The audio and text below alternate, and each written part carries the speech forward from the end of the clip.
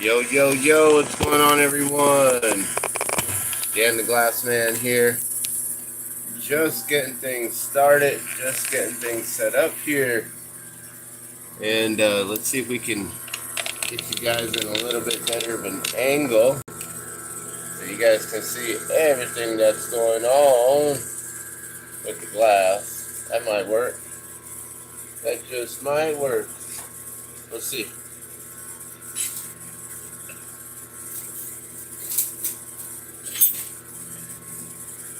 Alright, everything on, everything good.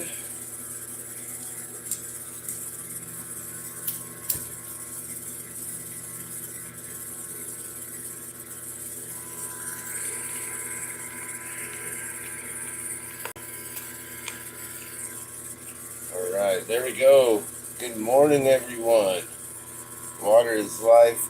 Every drop counts. Let's get this shared out.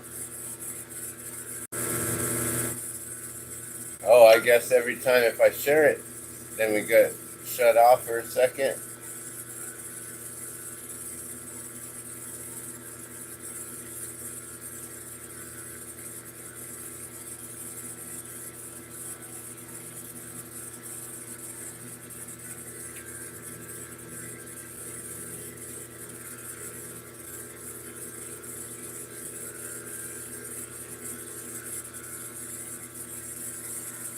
Alright, so good morning, everyone. Dan the Glass Man here. Hopefully you can hear me. I decided to go without the microphone. From now on, I realized that the microphone actually, it wasn't picking up. On one of my last videos, I was holding the microphone right here up to my voice, basically, right, to make sure that our son wasn't able to be seen, or not seen, to be heard in the background. And you could hear him completely overpowering it. He was a little bit closer to the phone. And that's when I realized, if the mic is right here, he's closer to the phone. It's just picking up from the phone mic. It has nothing to do with the mic. So I let it go, let it be. It's done. So what's going on? Remember, everyone, water is life. Every drop counts. I'm Dan the Glass Man. I'm known for the drop of water. As you can see right here, this is one of the newer drops here. This one actually has not been officially revealed or released, so this is the official reveal of this beautiful blue water drop. So these are actually a little bit different than the cobalt, the dark cobalt, where, let me see, do I have a cobalt drop here that I can show you just how dark they are in comparison. I mean, they are extremely dark, and I don't see one here. But always remember, water is life. So yeah, these are the new drops here. These are, I don't know what we want to call these, the cool blue drop of water. The dark ones are known as not ocean in a drop, but ocean in the deep blue sea. So the deep blue sea, that's extremely dark, and so that the original cobalt ones have been deemed as the ocean in the deep blue sea by my friend Michael Coles and his drop of water campaign in Canada, which is separate from the drop of water. I basically I make these drops. We give them out to water protectors from all over the world to basically honor them and thank them for protecting creators' water. And then I've made multiple styles, different colors, different designs, different shapes of the drop of water, so that way I could sell those on the side and continue gifting out the clear ones. So we can continue honoring the individuals, all the water protectors with the clear ones. and be able to afford it in that way. So I thank everyone for purchasing the Drop of Water in some form, in some way, to help us out, to support the Drop of Water, and to continue to help us to continue to gift out many, many more of the Drop of Water to many more water protectors from all around the world.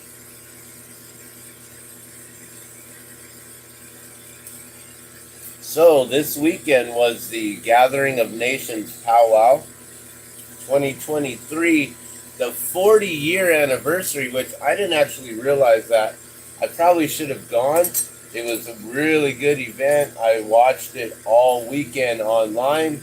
So even though I didn't go and I couldn't afford the $20 to get in, well, I could have afforded the $20 to get in for myself, but then I would have had to take the whole family, and it goes from $20 to get in to $80 really quickly, right? All right, guys, let's get started here. Just about to get going with the Drop of Water here.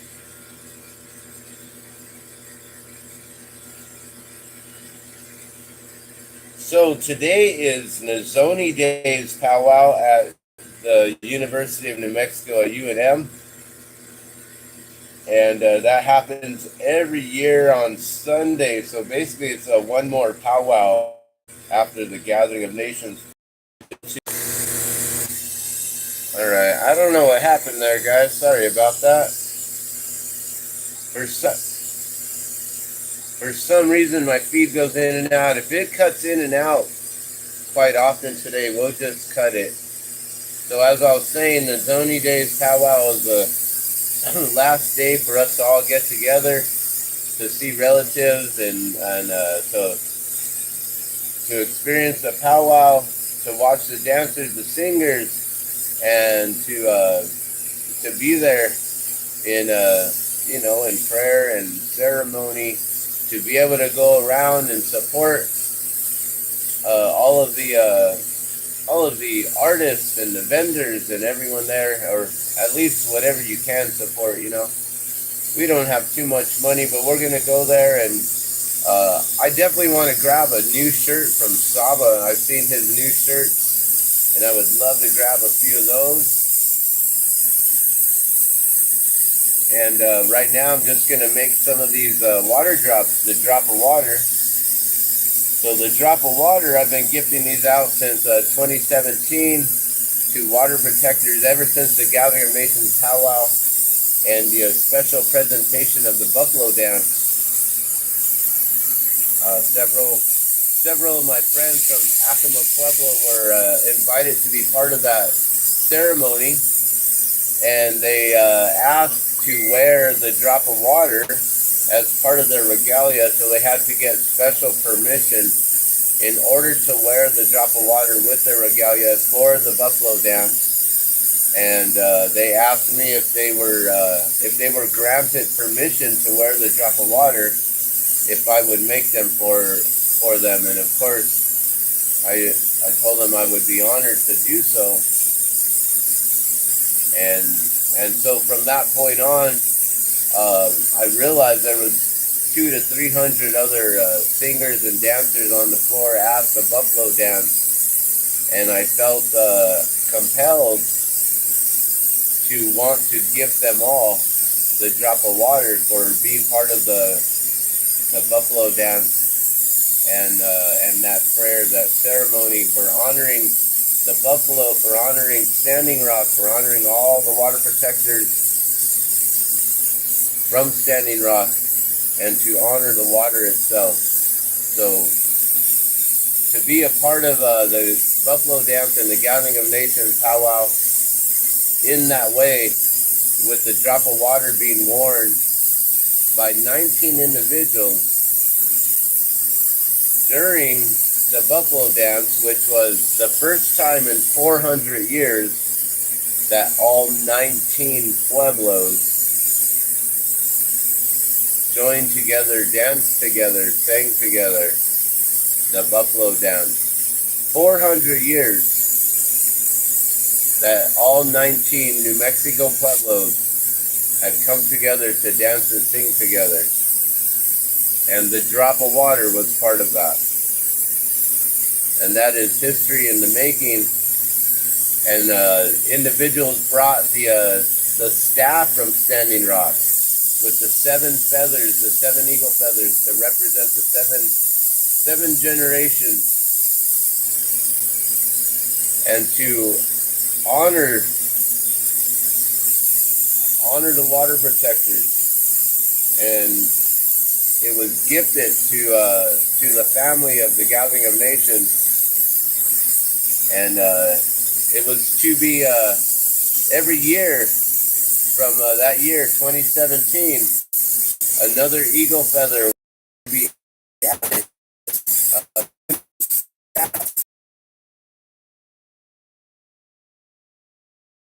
And sure if that actually ever occurred or not. The following year, there was actually a special water drop. The drop of water was a really large one that was actually made specifically for the staff, that was gifted. It was carried by our friend Orlando Cruz, and he had gifted the drop of water the following year to the family, so they could add it to the staff, which I don't know if that ever occurred or not. So ever since that, the buffalo dance, it's a very special. This is a very special gift here, the drop of water. So there you have it right here, the drop of water.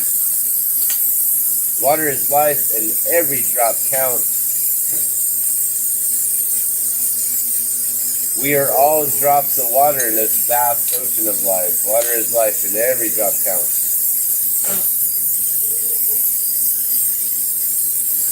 So this is the drop of water here.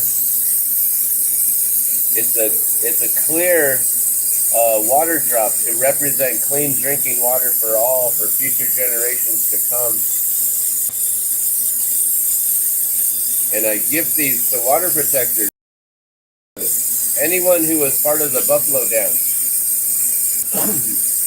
anyone who was at Standing Rock, anyone who was part of any of the other the cell pipeline, with any of the other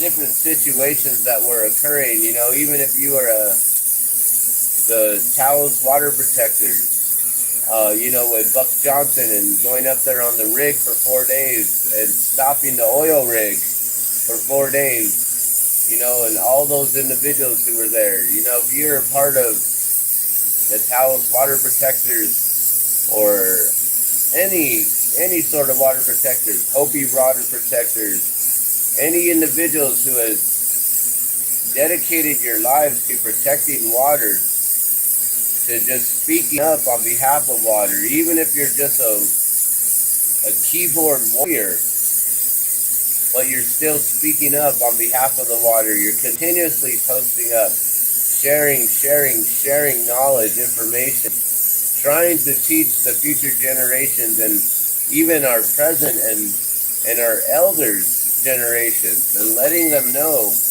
the importance of what we do on a daily basis and how we can contribute to making sure that the water that goes down our plumbing is extremely clean water, and we're not polluting it.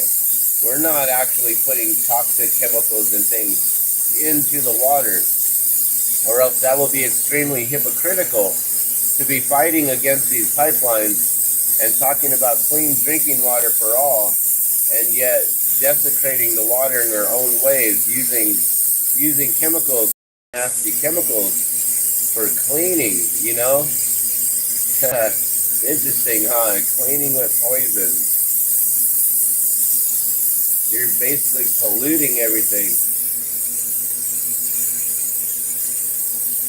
And it's not clean anymore.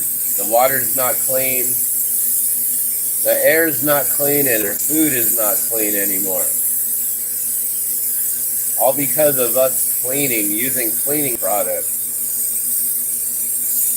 You know, there's many alternatives out there. You know, there's a lot of eco-friendly, earth-friendly, environmentally friendly, you know, earth-safe products out there. But a lot of individuals, you know, they still do what grandma taught them how to do, and what their mama taught them how to do, and their mama taught them how to do. And so we're all still, you know, we're still doing the different traditions, but we have to understand and realize that some of these old ways and traditions could be harming, polluting, desecrating our planet here, our Mother Earth.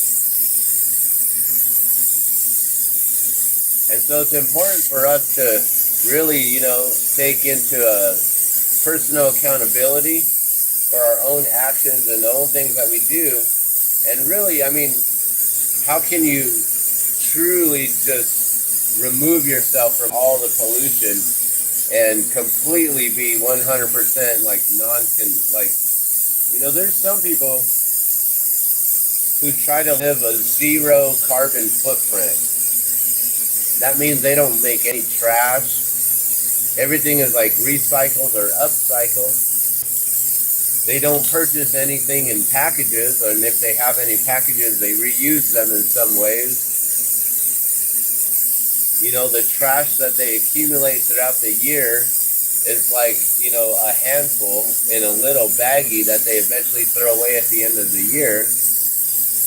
You know, these are individuals who never spend frugally. You know, they never just purchase like anything like, oh, I need a pack of gum, or oh, I need a bag of chips, or oh, I need to go to the nearest fast food place and get food that's like all wrapped in all this packaging and everything. Like, these individuals are extremely conscious-minded of how they're living. The zero carbon footprint.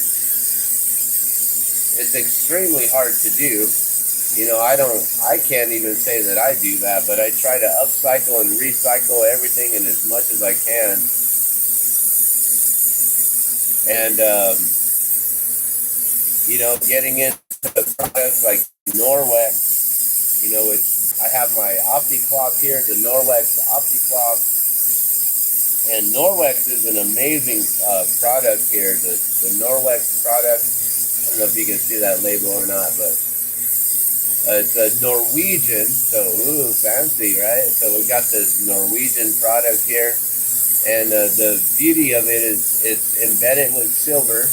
It's a microfiber cloth that uses only water, or can use only water, to remove 99.9% of bacteria from surfaces and from your body as well. So they have body cloths that you can bathe with, and they have all these other products that you can clean your entire home with, your office, your schools, your businesses, your vehicles. You know, they got so many different products. So there's no excuse for individuals who claim to be water protectors to still be using bleach, Ajax, Windex, Palmolive, Mr. Clean, the scouring bubbles, whatever kind of chemically toxic products that you have in your home. I have a solution for you, and it's called Norwex, and I highly recommend it. And you can use my personal consultant and purchase from there. Invest in Norwex. They come with a 2-year warranty, so you know that it's going to last you for at least 2 years, if not a little bit more. And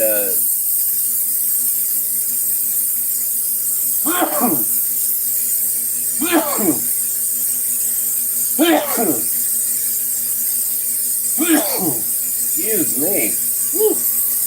When I sneeze, I normally sneeze in 3s, and that was 4 right there. So excuse me, sorry about that.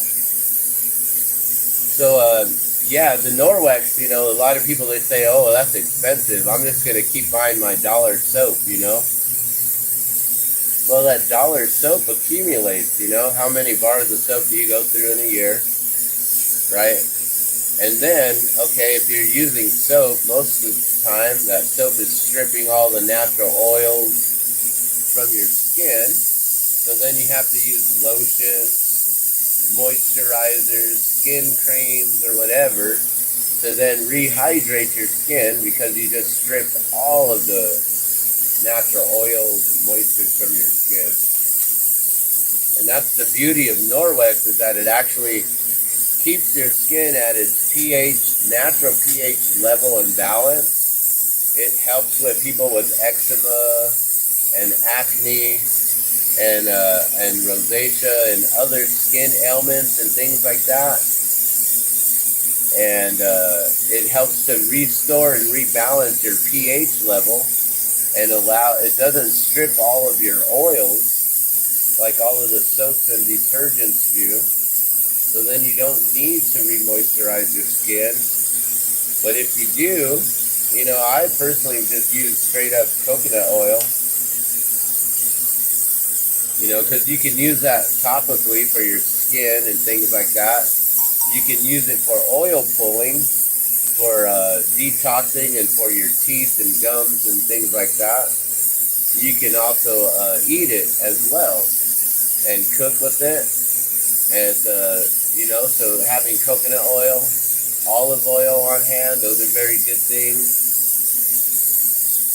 We're just going to continue popping these off one at a time, guys.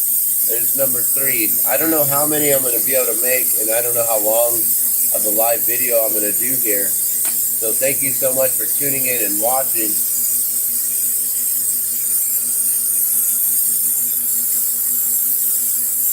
So we're just making the drop of water here for the Nizhoni powwow today, and I'm not going to be setting up to try to sell them. I just know that I will run into water protectors, and I will be gifting them to individuals to honor them and thank them for protecting our water. And, there'll be some individuals there that may want to purchase or give a donation to support the drop of water. Remember to drink water. I always drink out of a copper vessel because the copper, it helps to, there's something with the water and the copper.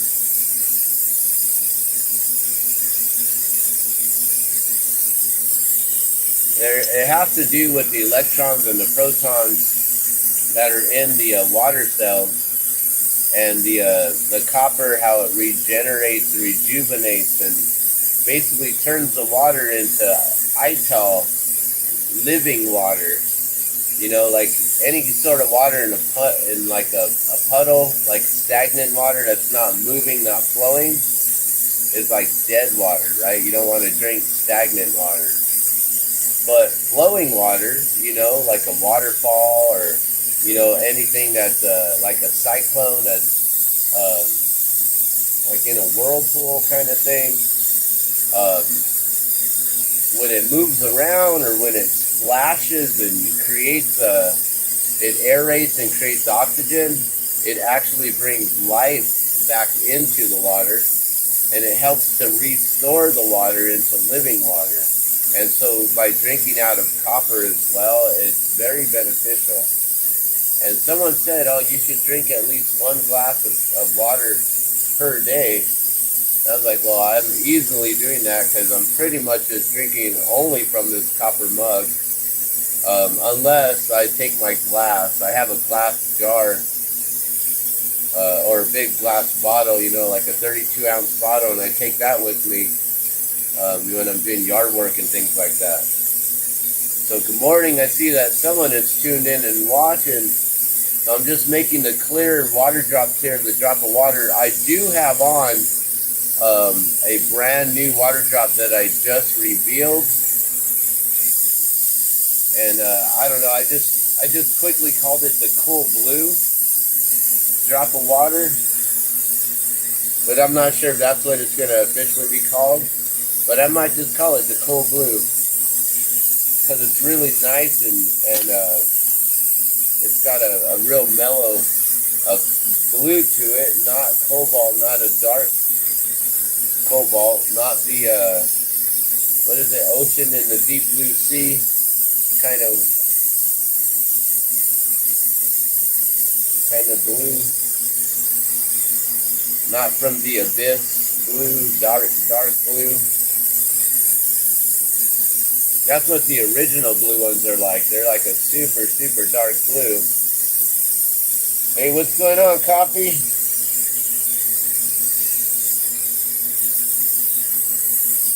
I saw someone got all upset about the comment that you posted with a good place for a sinkhole.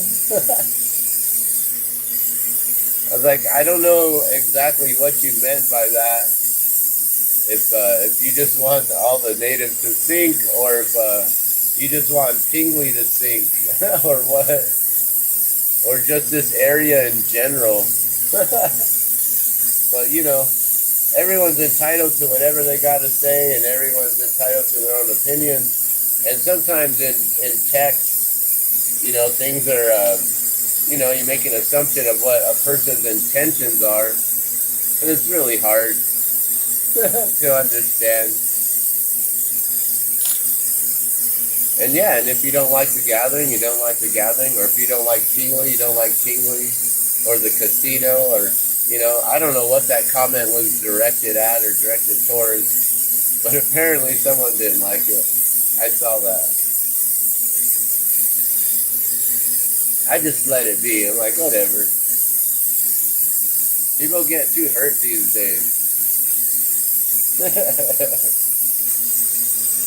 Yeah, someone got upset because you said that's a good place for a sinkhole, and the person said I'm a representative of like a Walla Sioux tribe or someone, I don't know exactly who, and said there's already been a sinkhole as soon as you opened your mouth or something like that when you made that comment. I was like, dang, man, people get hurt. My fingers are starting to go numb. Sucks. I get these issues, and I have this kink in my neck right here. I really need to get a personal masseuse that can work on me. Back in the day, I used to have someone that would trade us for glass, and we would teach her like what we would do. You know, like we're always constantly got our arms up like this, spinning. So you're always putting strain on these muscles, you know, like try to do that for a few hours, you know, just with your hands alone. But then, you know, add some weight to it and start spinning it and control it in the flame, you know. And so yeah, we used to have a masseuse that would actually be like, oh, I see, okay, you're moving your muscles in this way and that way, so you're straining them like this, so let me work on them that way. And so she actually started focusing in on glass blowers and doing glass blowing treatments, body work, body massage. Hey, get out. Cats are coming in here. Think they can come in. Oh, get out. You can't be in the glass shop. Too hot. Too much fire in here. So yeah, someone got upset about that. I don't know. I thought it was interesting. I was like, whatever. But I didn't know like what you meant by that, or where you were coming from. You know, saying that's a good place for a sinkhole. I mean, Albuquerque alone, Albuquerque in general. Oh, whatever. Everyone's entitled to their opinions. Albuquerque it's pretty much going downhill. You know, we're right there across the street from the powwow. You know, everyone's inside there having good times and everything. And right across the street, you know, on the corner of Louisiana and Central, right there on Route 66, you got a whole entire epidemic of all these individuals who are like, you know, they're addicts on the streets, who are just using and abusing right there, like at the bus stop. It's sad because, we don't have a vehicle, so my daughter and I have to take the buses quite often. And I have to actually teach her, like, hey, you smell that, like, burning plastic, burning rubber smell? When you smell that, just hold your breath and try not to breathe in until we can walk away from this area. I have to let her know what they're doing with their foils and stuff over there. It's so horrible, man. It's gotten bad, and that's just right down the street. Yeah, it was just a video of me saying that the gathering started and I couldn't get in. That's all it was. It was just a quick little video. Gathering started today. I can't get in. I can almost smell the fried bread from here. It was like a quick 2-minute, 5-minute video, which is very rare with me. Normally my videos are like 100 hours long. So what's going on? I see there's another individual watching here. Thank you for tuning in and watching. I'm Dan the Glass Man. If you don't know, from Albuquerque, New Mexico, I'm a glass artist, focusing in on the drop of water because water is life and every drop counts. I'm hoping to run into my boy Saba today. He's the one who printed that right there, the water is life. And he's got a new t-shirt for New Mexico cannabis. I'm like, oh yeah, they gotta get me that shirt.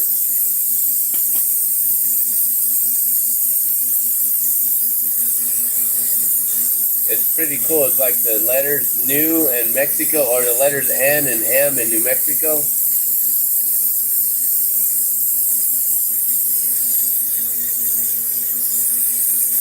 And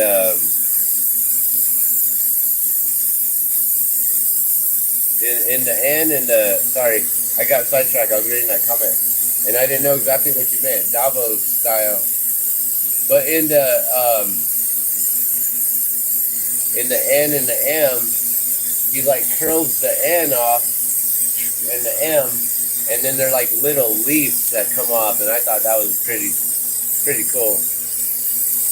I'm all about the cannabis, the ganja. I'm pro cannabis here. I've been a activist for a really long time with all of that since about 94, 95. Really when I got involved and got into it. By 97, I was part of a group, Delta 9, and we were on the public access channel 27 here in Albuquerque, producing Hemp TV on channel 27. Every week, it was a weekly live show that we did. So, before all of this stuff here, like the YouTube stuff, and everyone going live and doing podcasts and all that stuff, we were already doing it on air on the public access channel 27 and talking to individuals. That's why I'm just so, I could just like talk. Like, it was funny. I was watching the Tucker Carlson videos recently, and he was saying how he's known for talking. Like, he's just could go on and go on for days and never quit. Like, I could maybe do that. I was known when Orlando, the guy that we started going around gifting out the drop of water to individuals from Standing Rock, because he came down from Standing Rock. But he's a local from Santa Ana here, Santa Ana Pueblo, and he was one of those individuals that I gifted from the Buffalo Dance 2017 Gathering of Nations powwow. And then we started going around because he knew individuals who came down from Standing Rock or who stayed with him at Pueblo camp up there. And so we gifted out so many different individuals. Oh, you're back in Vancouver. Good morning. Welcome, grandfather. And so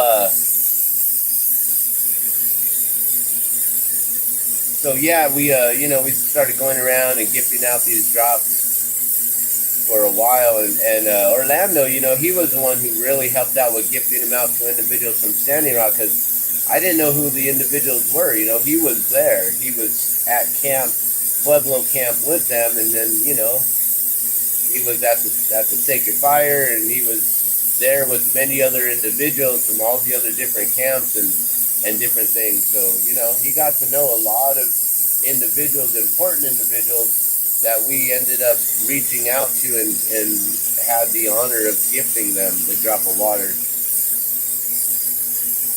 So, and then at that time, that's when I met Saba. So I'm hoping to run into Saba, and get a new print on, like I said, that shirt. I want to get that new shirt from him, support him, and then see who else is out there.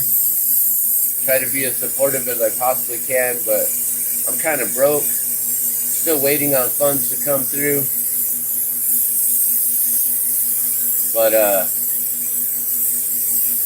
yeah, that's why also I wasn't able to get to the gathering this weekend because it was going to cost way too much. $20 per person. I could have easily got in, but I can't go without the family, right? So it jumps up easily from $20 to $80 just to get in, and then to feed everyone. That's another $100 in food.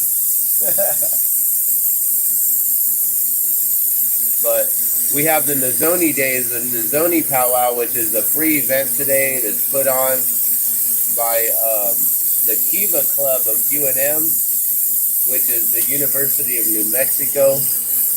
And the Kiva Club, they put on the Nizhoni days every year, which is the University of New Mexico powwow.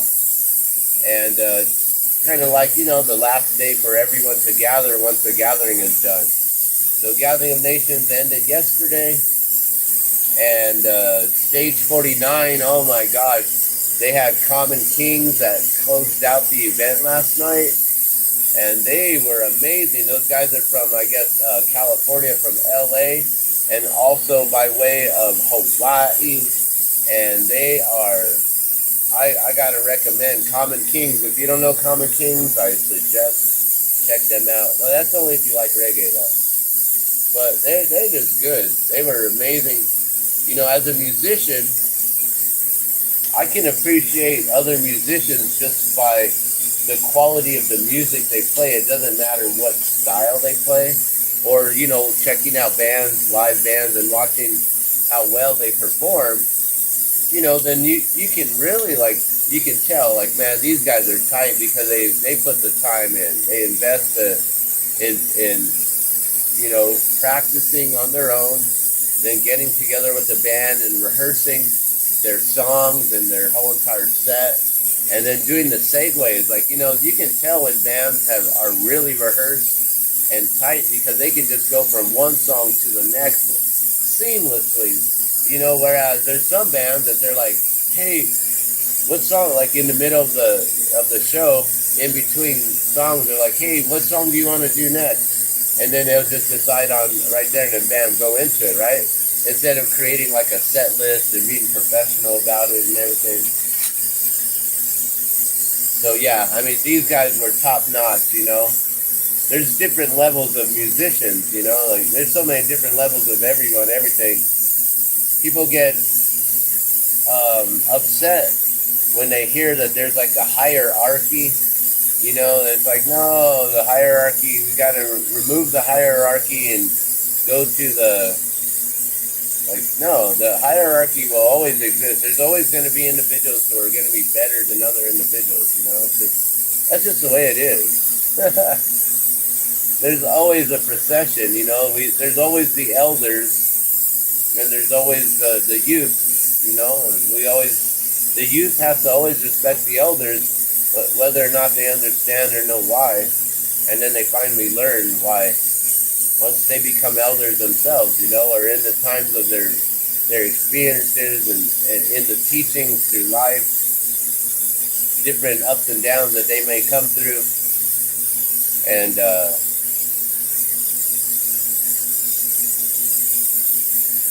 yeah. Many different teachers and many different levels. The hierarchy does exist, but people don't want it to exist. So it's a hard thing. It's kind of like trying to fight your own pride and ego. It's one of those things.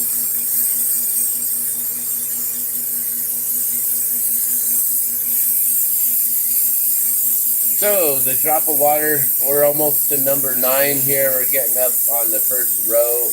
Normally I do 4 rows of 9 and 1 more to make 37. I don't know if we're even going to be able to make it today. With that, you know, my arm's starting to go numb here. My fingers are going numb. Something about how I'm holding my arm. I don't know.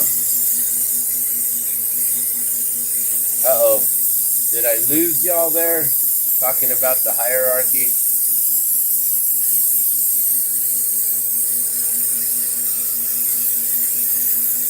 It's a dying art, like hunting with falcons in Mongolia.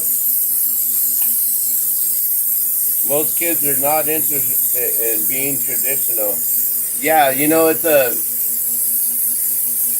those teachings, you know, they come from the elders and they come from the experiences in life, you know, itself. And, you know, for me,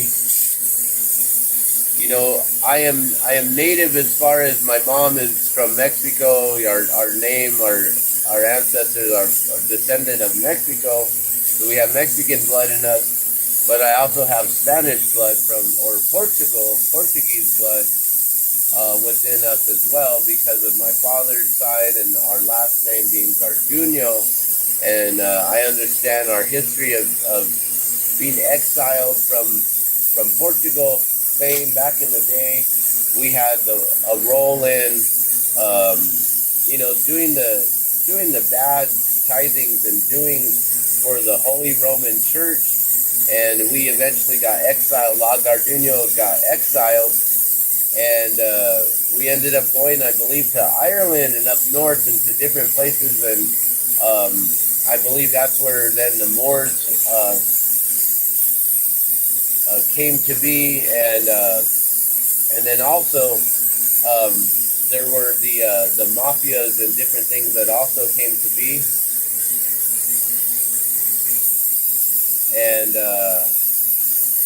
Italy, and we ended up La Garduña, sorry, with an A, ended up changing their name to Garduño. It might have been El Garduño at first, or just Garduño. So it went from La Garduña to Garduño,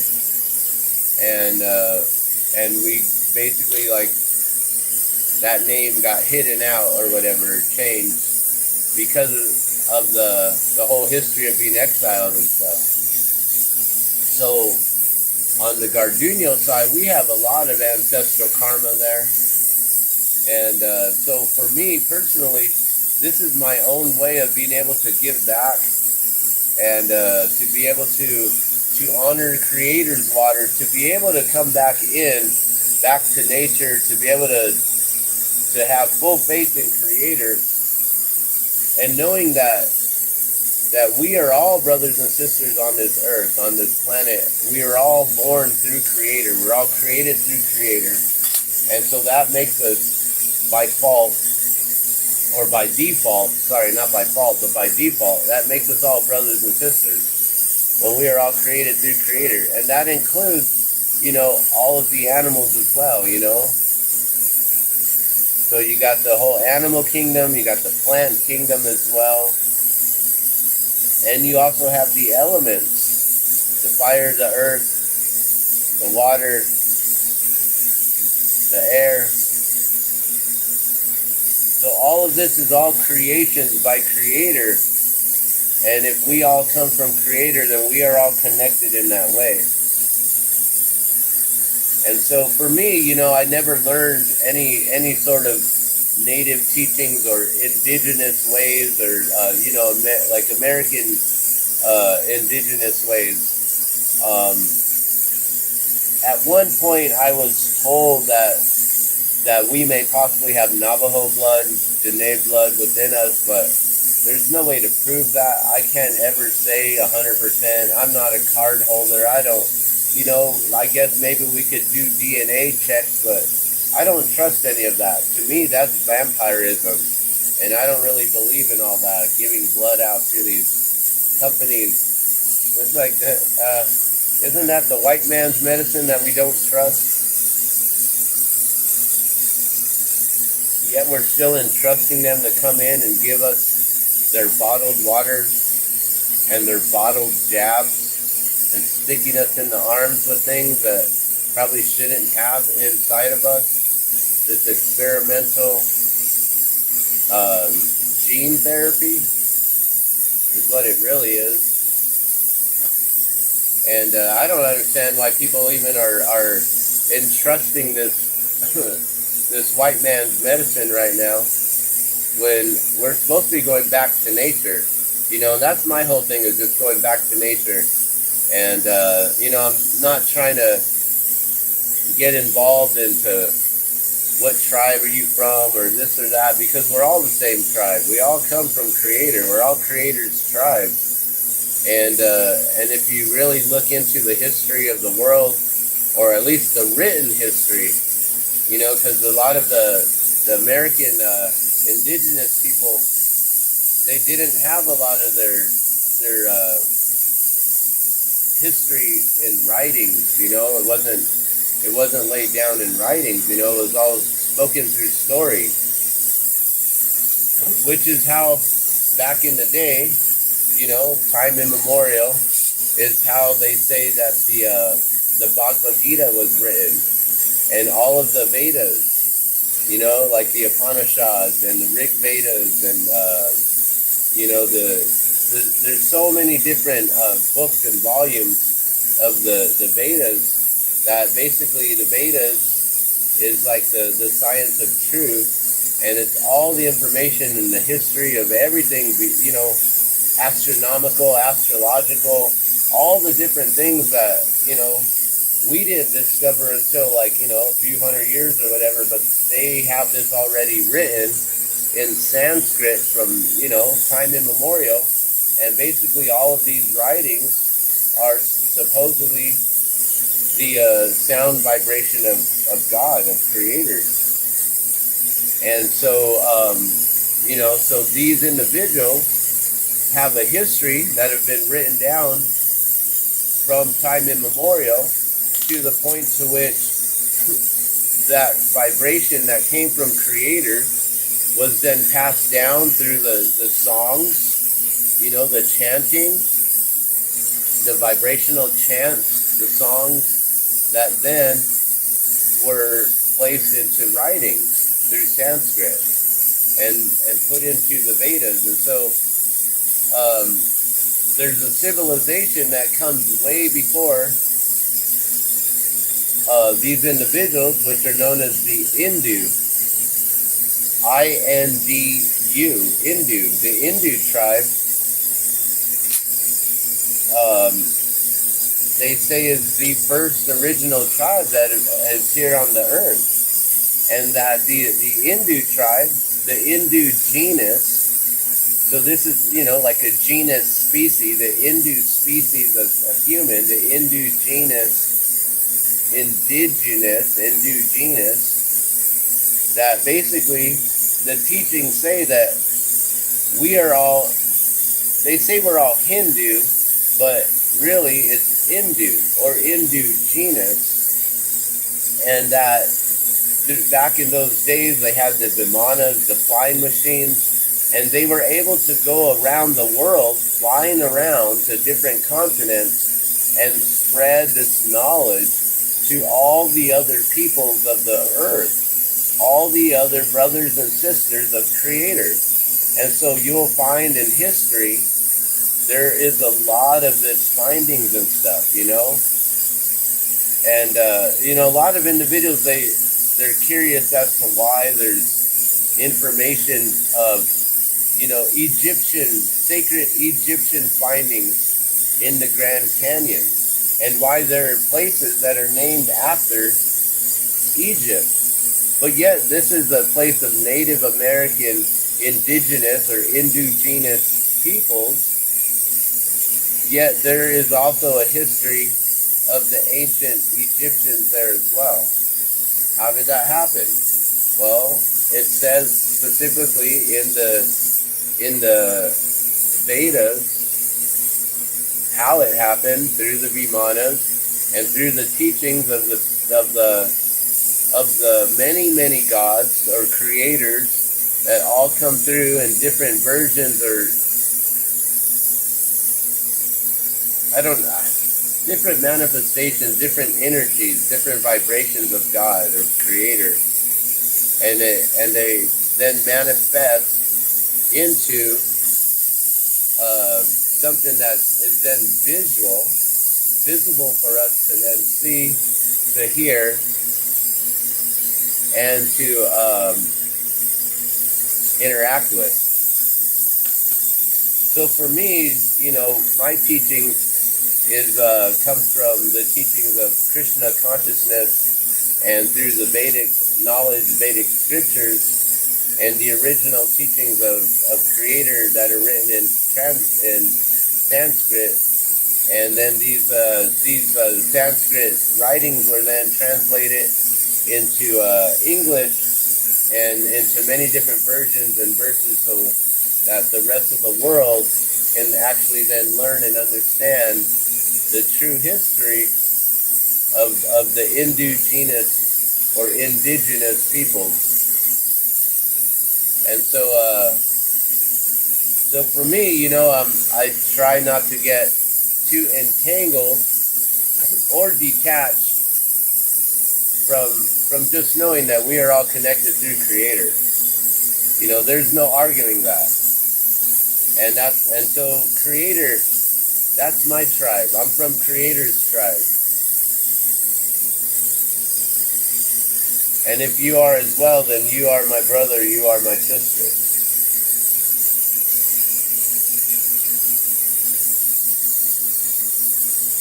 And so we're now in a time where, a lot of these teachings from the elders are coming back to the youth and the future generations. And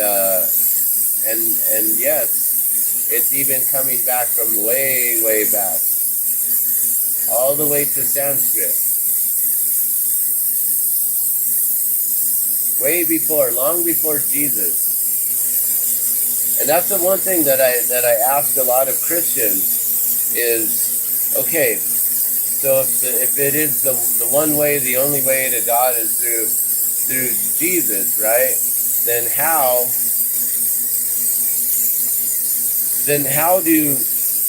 did any individual before Jesus, 2023 years ago, how did any other individual get to God?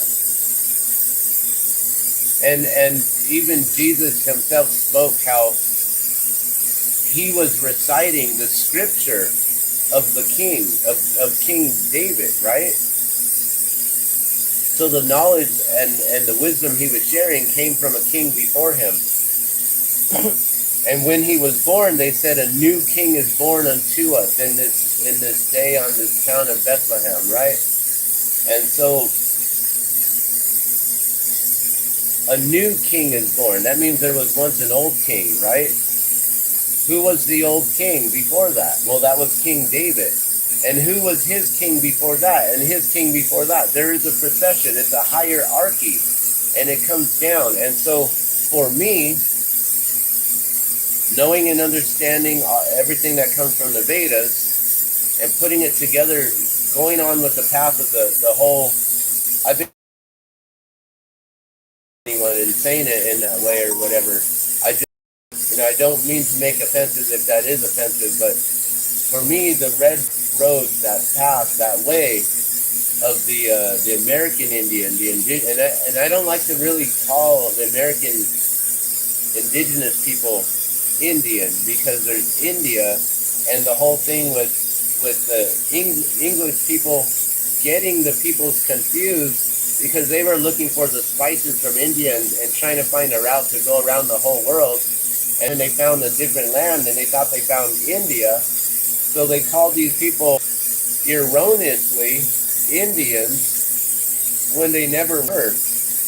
And this place was never known as America until Amerigo Vespucci came, and that was even after Eric the Viking was here, and all of the different Stonehenges that were placed on the earth from many years, thousands of years ago, right? Tens of thousands of years ago, including the one up in Canada, where I believe there is a Stonehenge there as well. And we have come to find out that what it is just a calendar. It's a way of keeping time at the clock. And if you actually understand, there's like a certain amount of pillars within the one inside circle, and then on the outside there's even more. And the inside represents the sun, and the outside represents the many cycles of the moon. You know, and all of these different the knowledge was then passed on from many different people or different countries because they had vimanas, they had flying ships back in the day.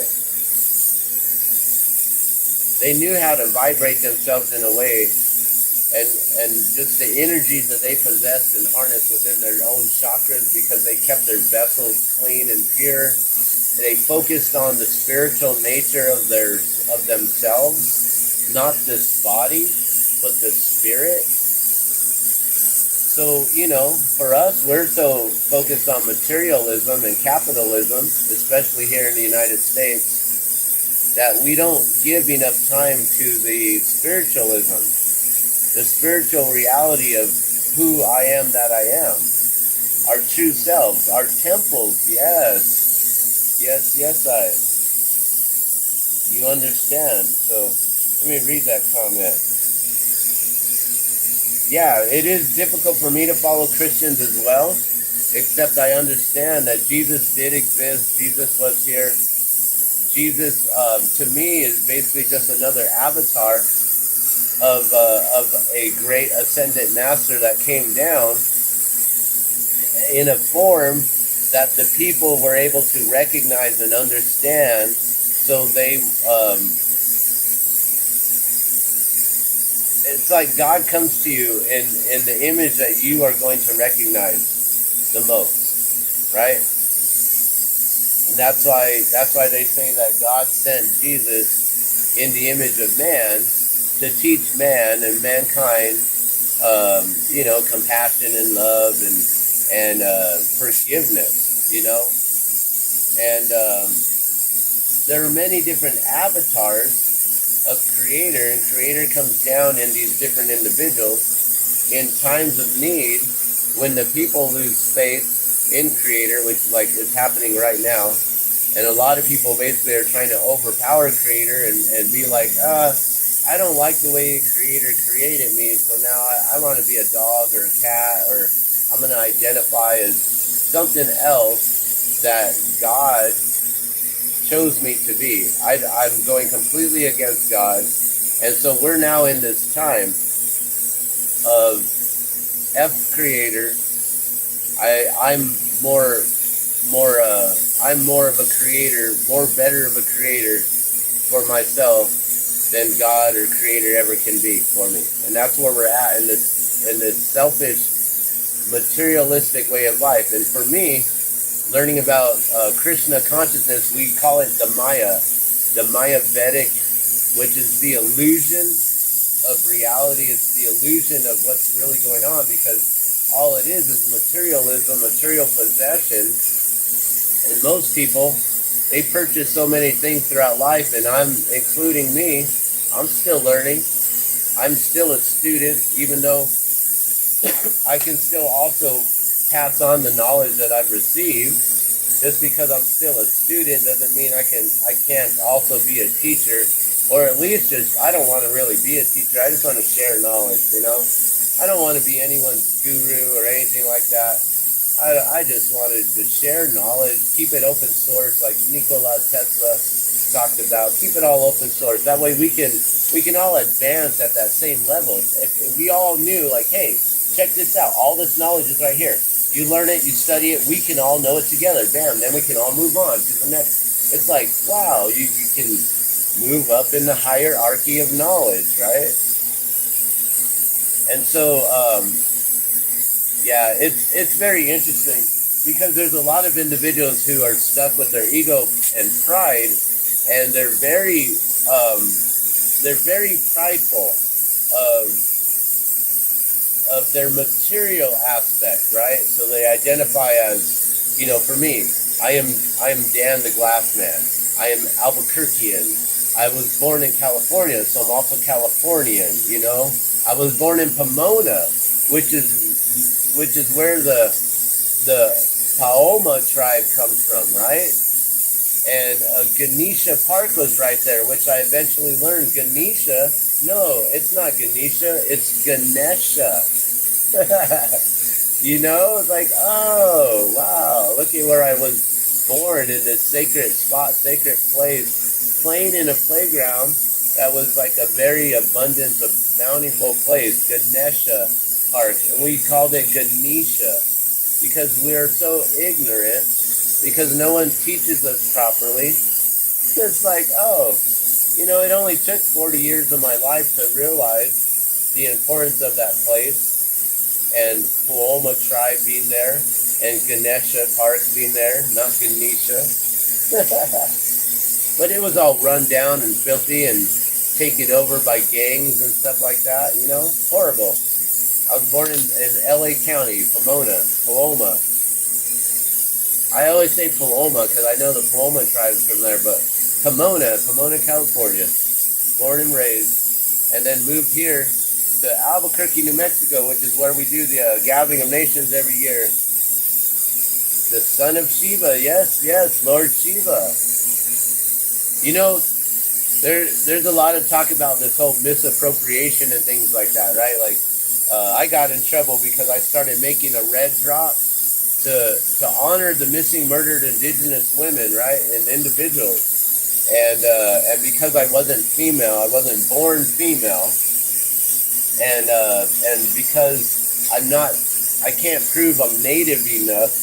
I was like, well, we're all native from this planet. We're all okay. We already talked about all that, but so there's a lot of segregation that goes on with a lot of the indigenous community because of everything that they've been through, and I can understand that, right? Having your whole land taken away when the first people that came, they were probably welcomed, and the people were probably friendly, and then decided, oh, we're gonna just take over. These guys they're so nice and easy. We're just gonna just step all over them and just take everything. Just take. And that's where we live in capitalist society. We're always about taking. We're all in competitiveness. Ever since we're born, we're all taught how to be competitive, right? Outdo your brother and your sister. Hey, join the football team or the baseball team, the little league team, right? The flag football team, and learn how to be competitive so you can go and outdo everyone else. Maybe you learn a little bit about teamwork, but it's all about yourself. How much stats can you accumulate for yourself? How much can you accumulate? How many possessions can you accumulate? And I was trying to get to that earlier. A lot of these individuals, they buy so many possessions in this life, they end up getting possessed by their own possessions. And that's one thing that I'm kind of feeling right here, is that we got too much stuff that we don't use. It means it's not getting put into service. It's just sitting around. It's like an old car that someone's like trying to keep forever because it's so valuable, right? It's like, oh man, I got this old antique 1908 Model A or Model T or whatever you got, right? Old car. I'm going to keep it forever. And then they don't drive it. They don't do anything with it. And next thing you know, Creator, or Mother Earth, or whatever it is, the elements, which all comes from Creator, they start to take over. The moisture takes over, starts to build up rust, starts to deteriorate that car. Next thing you know, that car goes back to dust, right? Ashes to ashes, dust to dust. And so, yeah, people get possessed by their own possessions. They like to hold on to as much as they can for as long as they can. They forget that all you really need to hold on to is the memories. I believe that I talked about this earlier, that we are all drops of water in this vast ocean of life, and if I haven't, that is what what the whole saying is. Water is life, every drop counts. Well, we, being that we are all made of cells, right? And cells are all 90% water, all the sacred water, right? Like the same kind of water that comes from the embryonic fluid that we're born in, the same kind of water that our tears are made from, you know, that water, the sacred water, is within the cells. 90% of us is water. The rest of us, 10% of us, is just matter.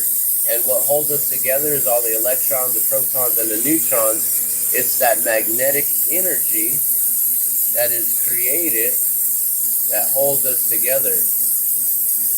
And that's where a lot of our energy goes to. You know, they say that our bodies are full of like so many like bolts of lightning or whatever, but all that energy is basically holding all the cells together, so we are a solid form of this body, right? And so water is life, every drop counts, but I always like to say that we, you and I, we are all drops of water in this vast ocean of life, the sacred life of the waters that are within the cell. We are all drops of water in that vast ocean of life. Water is life, and every drop counts. That means we all count. We are all drops of water. That means you count, I count, we all count. So everything that we do, we're all born through Creator, and Creator gives us these God-given gifts or talents that we each receive. But yet, you know, some of us are suppressed by our parents. We're not ever, you know, those gifts are never like honed in and harnessed. You know, the parents sometimes will mess up the whole entire gifts that a child has by saying, I'm a military man and you're going to have to just be a military man too. Or, you know, I'm a doctor and you're going to have to be a doctor too. Or, you know, whatever it is, you know. I'm a singer, you're going to have to be a singer when you grow up, you know. Whatever it is, we don't allow these sacred souls, these eternal spirit souls within the children to develop into their own and find out what their God-given talents are. You know, we're all given these sacred talents, these gifts by Creator, in order for us to be guardians, stewards of this planet, you know? But we first have to become guardians and stewards of our own vessels and learn how to take care of our own bodies and our own vessels, right? And in this life, this Vedic life, this life of all this material, it's extremely hard. I mean, as I'm speaking of this right now, what am I doing? I am blowing glass. What is happening? I'm combusting propane with oxygen to burn it even hotter. Propane is a clean burning fuel. It's why we do use it in homes and for kitchens and for heating our gas and or heating our water tanks and things like that. It is a clean burning fuel, but I still need ventilation in order to make sure that I do not hurt myself in a way of breathing in all these fumes as they're burning, right? Plus, this glass is made from certain elements by Creator, right?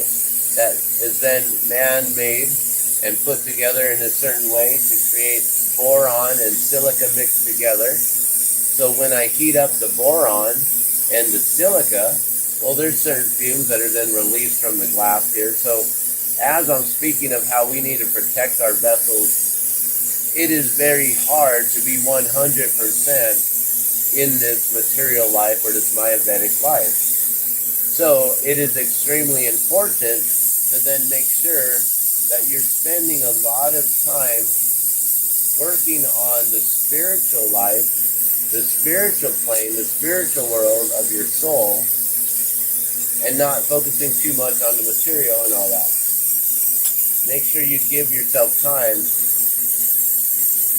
in those experiences and in training yourself in those ways.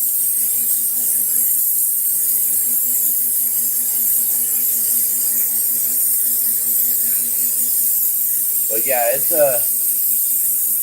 for me, the drop of water, this is something that I feel God gave me, this God-given talent of being an artist my whole life, you know? When I was a child, I didn't know what glass blowing was. I'd never even seen a glass artist in my life until I was an adult. You know, the first time I ever seen a case of glass, which was a whole bunch of pipes, was in 1994. In 1995, I learned how to blow glass. How convenient that Creator just puts things in my path like that, and boom, there you go, blowing glass. And then boom, next thing you know, many years later, I start making water drops to honor the water, to honor those who are at Standing Rock. And then boom, you know, there was a whole different way of this could have been, you know. I could have simply just made a one-off item for the silent auction that I was invited to be a part of to raise money for Standing Rock. I could have made one item, gifted that, donated that item to help them raise funds, and been done. But no, Creator decided to give me a message. Make something simple that represents water, a symbol of water that you can make over and over and over again. And ding, the drop of water showed up in my mind, and I'm like, oh my God. Thank you, God, for that message. I can make these drops here. We're on what, number? Well, we just made 12, which is a very significant number. And we're on number 13 here. I don't know how many I'm going to be able to make. My family's probably going to wake up here soon. I will probably have to let y'all go in a minute. We're going to head out to the UNM, the Nizhoni powwow, which it's not part of the Gathering of Nations, but it's like that last day that everyone just gathers. They don't want to go home just yet. And yeah, they go get their last minute fried bread and Indian tacos, which that's the first thing on my list today.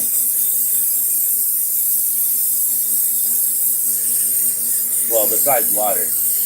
Always drink water. Water is life. Every drop counts. You know, a good rule of thumb on how much water you should drink. My daughter, you know, she's 10 years old. She only weighs, you know, I don't know, about close to 100 pounds. 75, I think. I think that's where she's at, like 80 pounds, something like that. And her mom was telling her that an average person drinks 2 bottles of water that our daughter drinks, like these big old bottles of water, right? They're like 50 ounces, 40 ounce bottles, right? I think it was like 50 ounces. And her mom was saying, yeah, you should drink 2 of those bottles because everyone drinks that much water, or should drink that much water in a day. And mind you, this is coming from someone who probably doesn't drink that much water herself in a day, right? And so I was telling my daughter, well, yeah, most grown-up individuals who are as big as us, we have to drink about that much, yes. But, you know, if you think about your 4-year-old brother, he definitely can't drink that much water, right? And you're in between, so you definitely probably shouldn't be drinking the same amount of water as a grown adult, right?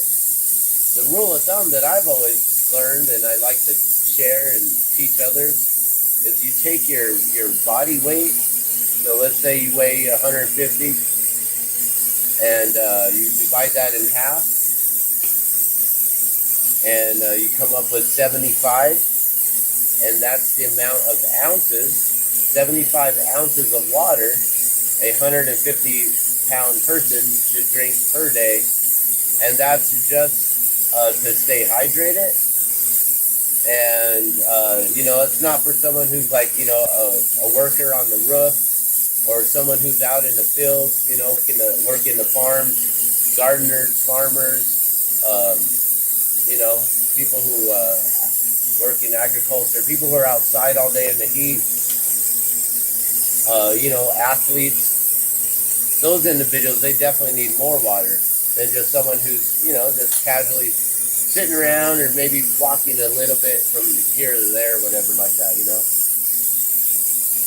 Oh, you're out of here. Farewell, brother.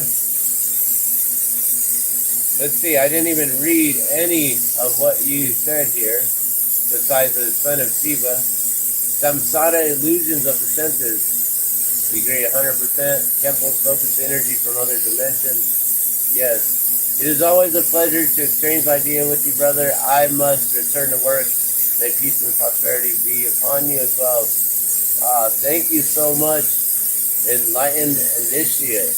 Many blessings to you as well.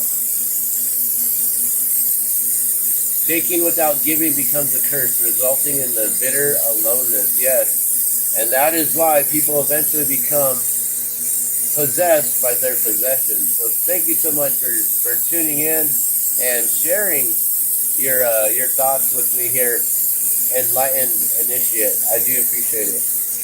And I'm not even sure who that individual is. Apparently we've had a conversation before. So that's beautiful. I have conversation all the time with many individuals, and please forgive me if I forget sometimes who you are. Unless we actually sit down and smoke a bowl and have a private, intimate conversation one-on-one and truly get to really talk to each other and get to know each other. If we just have a conversation in passing and stuff, I may forget you. I meet a lot of individuals just because I'm a glass artist, doing live demos, meeting people out all the time. As a musician, being on stage, meeting so many individuals, then going around the circuit with all the different powwows and the different feast days and all the different gatherings, and gifting out the drop of water to so far 3,790 individuals is what I've been able to keep track of. That's a lot of individuals for me to try to remember names or to remember a quick story or an experience that we maybe shared. So please forgive me if I don't. And also, please remind me. Hey, remember we spoke about this one time. We were here, this and that happened. That might be able to jog my memory and be like, oh, yeah, totally, I remember. And that'll actually help me to remember you a lot more, and we'll have that more intimate conversation. And so I don't mean to offend anyone. My memory, sometimes it's not focused on just meeting all the individuals in the world. It's focused on those individuals that are, we're coming together to work together for some sort of a very similar causes and things like that, or maybe the same cause, whatever it is. But I really do. I appreciate everyone's love and support and all of your blessings, and I truly do pray for you all and send my blessings to you, and I hope that I don't offend anyone. I try to come at you in a good way, but I understand that the teachings that I have acquired through Krishna consciousness are a lot different than other individuals and what they know and what they've learned. And so, like I said, the ego and the pride of staying too attached to, like I was saying, a lot of people know me as Dan the Glass Man, but just because I'm Dan the Glass Man, that doesn't mean that all I do is blow glass. I'm not my label. I am that I am. I know that I am an eternal spirit soul within this body, within this vessel, this temple here. And we have the power of free will. So we can either act extremely enlightened, or we can act the full, however we want to be. This is all just our character, our avatar of our eternal spirit soul. This is what we present to individuals, or how individuals perceive us. It's interesting how, one individual may perceive you as one way, while another individual perceives you as another. It's why your family will never allow you to grow away from what they've always known you to be and known you as. So if you grew up as being a knucklehead or whatever, they're always going to hold that all against you, right? Or if you were always like known for, you always read when you were younger or whatever, it's like, oh, I don't really like reading anymore. Or, it's like, what? Yeah, aren't you entitled to change? You should be allowed. But people like to hold you according to um, what their perception of you is, right? And that's where a lot of people get lost, is thinking that you're this or you're that, when in reality, we are all just eternal spirit souls on a quest to find knowledge and to basically acquire experiences and to have it all go into our Akashic records. Water is a memory keeper, right? Dr. Emoto, he proved that water holds memory, right? It holds the vibrations, the intentions, the energy of that which we put into it. So if I want to bless this water and pray into this water to make sure that it's more ital, more of a blessing than a curse to me, more medicine than poison to me, well then I want to give it good blessings and prayers. I want to give gratitude, thanks. I want to, show it love. I love water. I love this water. I love that this water nurtures me, brings me life every day, helps me to thrive every day. This is the most beautiful thing that I drink. And I really don't drink sodas. Sometimes I'll have tea. Sometimes we'll have juice. Those things are all made with water. I love water. Water is life and every drop counts. I even quit drinking beer, and I used to say, well, even that has water, right? And it's got grains and all this and that or whatever, but pure water straight from a copper mug, it's one of the best ways to do it. Besides out of your own hand. Drinking out of your own hand, that's one of the best ways, because then you're connected with that nature, with the ions, the natural ions, the vibrations from nature. That's why it's good to walk around barefoot in grass and on the earth and in the dirt, because you're getting the natural ions to recharge the cells in your body. It's all good things that are happening. It's why solar flares are affecting many individuals, because they're not grounded enough, and they're basically like a lightning rod. They haven't been able to ground themselves, so they're not a lightning rod for all of these electrical currents coming in from the solar flares and the Schumann frequency that's been hitting everyone really hard.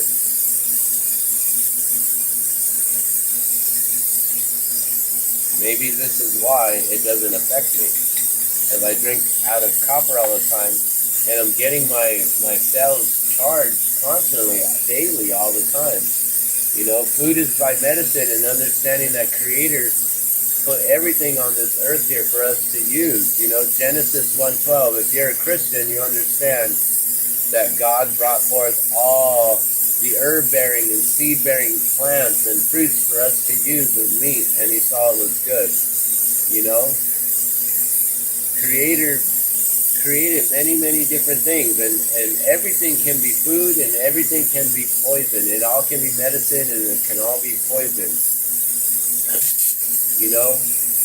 There are certain times when you may need to take a little bit of this or that is considered poison, but it may be beneficial. For alcoholics, you want to quit drinking, right? But sometimes for your health, you may want to take a tincture, a homeopathic tincture that's been made, extracted with alcohol. So you have to remove yourself from your addiction and not be like, oh, if I taste that, it's going to just make me go on a binge. Like, nah. If you want to quit drinking, then just quit. Like, it's mind over matter. Like, how strong or how weak are you? Truly. Do you give in to your compulsive all the time, your impulses all the time? Are you compulsatory like that? Or do you have full control of your mind, body, and soul? Most people don't, and I understand that. And it's not a bad thing because we're all learning, you know. We're all on our own path of experience here. This could be your 1 millionth time coming back. This could be your first time. But either way, we're all on a journey to gather this knowledge, this experience, and to then bring it back to the Akashic records, to put it back into our cells, into our water, our memory keepers. So if you carry yourself in a way of a very negative vibration, well, that's what you're going to carry back to the Akashic records. And you're going to have to do it again. Creator will make sure that you're sent back to, hey, buddy, you really weren't being a guardian and a steward of the vessel, right? You weren't really trying to help out others, huh? You're just trying to help yourself and getting all hurt and pissed off and nothing was working out for you, huh? All right. Well, go back. Don't be bitter this time. Try again, right? There is no try. There's only do. You want to get to Vrindavan, get out of the cycle of birth and death, because you have to know that life is just, it's full of the 4 stages of suffering. Birth, we all come out crying. We're all separated from the womb, from the mother, from the most comfortable place that we ever known in our life when we're first born. And then we're just like pushed out, ripped away, cut away from the umbilical cord, the life-giving source that we once knew, and forced into this life. Birth is extreme suffering. Then you have dis-ease. You know, you go through life and you start acquiring a lot of diseases or dis-easement, where it's, you know, it's not easy. There's a dis-easement, you know. So when your body becomes dis-eased, your body isn't flowing as easy as it could be or once was. So that's a dis-easement. So you have birth, dis-ease, old age. We all go through old age unless our eternal spirit soul has been blessed to be taken at a young age. And that's why when children are lost, it's good to know, if you're a parent of a lost child, it's extremely good to know that their souls didn't have to go through the 4 stages of suffering and only 3. They didn't have to go through the old age. But then again, we also don't know how old their souls are. And they could actually be extremely old age souls. So maybe we all do have to go through old age, even if a child or an infant loses its life.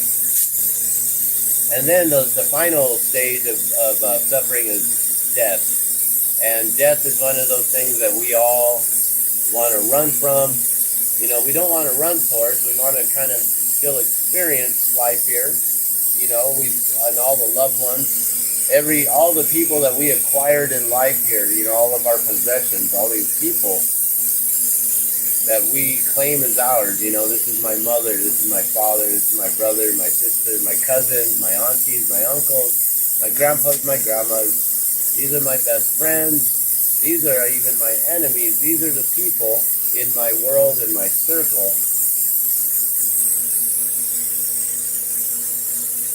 And when we have to detach from those people, those possessions, the material possession, the material bodies of these souls, when we have to detach from them, it's very painful. But it's mostly painful for the living, as then we have to go through grief and that suffering. But I'm sure there are some deaths that are extremely painful. Falling out of buildings, car accidents, individuals harming other individuals, you know, different things like that.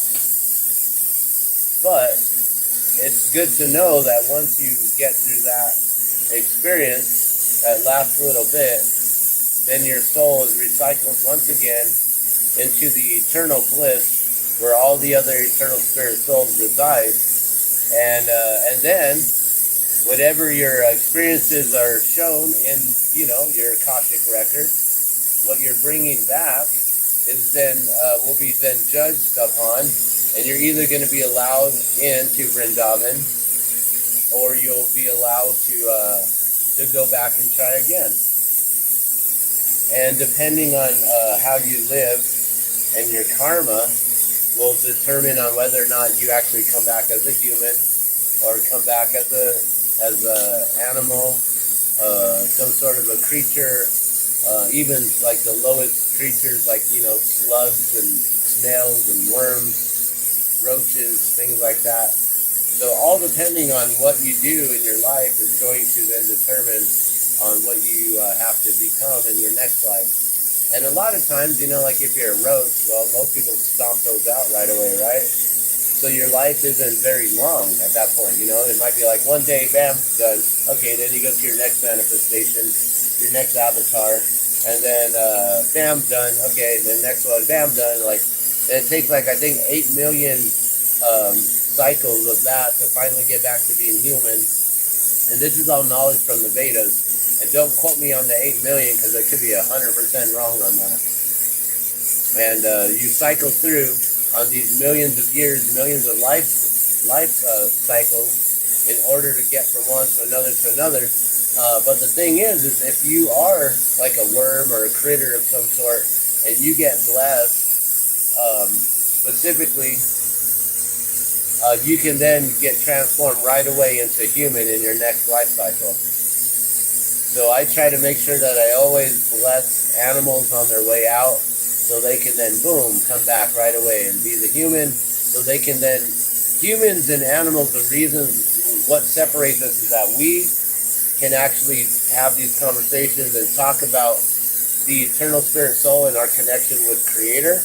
Whereas animals, they don't have these conversations on, what's the meaning of life and why are we here and what's our true purpose here and why do we exist and all these things and who is God to us and what is Creator and why am I Creator as well and all these different things.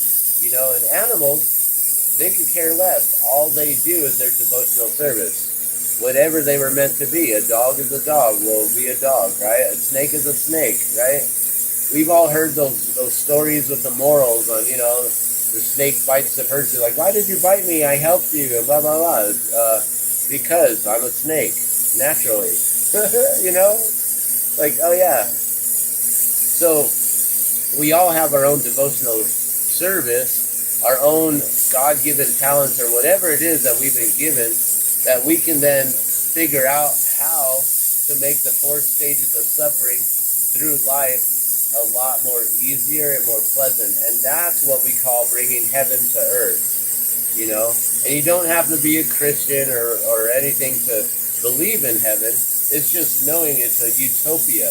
To be able to bring that beautiful vibrational frequency into you so your chakras vibrate that way. So, if people try to like harm you or do anything to you, hopefully you don't allow them to mess up your day, ruin your day.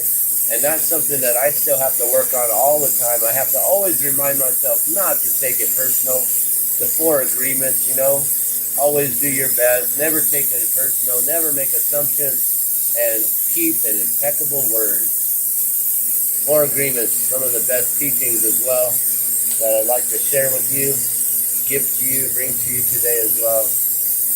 But one thing, that I really highly recommend is reading the Bhagavad Gita and trying to understand exactly where I'm coming from in these teachings and in these ways. So that way you're not offended if I say something, talking about our karma, our ancestral karma, or our past life karma, and how things that happen in this lifetime is maybe something that we deserve to happen to us because of things that we did in our last lifetimes. And, there are some harsh things that happen to individuals, and I've said this before, they created a lot of, I think I gained a lot of enemies instead of supporters. when I said that we all get what we deserve, and then someone said, oh, so I deserve this happened to me when I was a child, and it's like, well, I don't know what you did in your last lifetime, but if you understand where I'm coming from, I'm not like, no one should be harming any other individual. We all know right from wrong, and those individuals who are harming individuals, well, they're going to have to do this cycle of birth and death again and again and again until they get it right. But there's going to be individuals who are going to be victims from them. And those individuals, maybe they'll get pushed up in the hierarchy of where the souls are. I don't know. I'm not 100% sure how that works. If you're a victim or whatever, maybe you get brought up on the pedestal. I don't really know. I just know that if someone does wrong, usually it's to another individual, right? Or that's like if they do harm to themselves, then it's like, oh, so be it. Let them do harm to themselves. It's when they do harm to other individuals that then those individuals are wronged in some way, and they feel like they need restitution or something, and they never wonder, well, maybe it's something that I did in this lifetime long ago when I was a child, a teenager, a young adult. Maybe it's something I said or did. Maybe it was in my past life. What was I in my past life? What did I do? Do I deserve all this that's happening in this world now to me?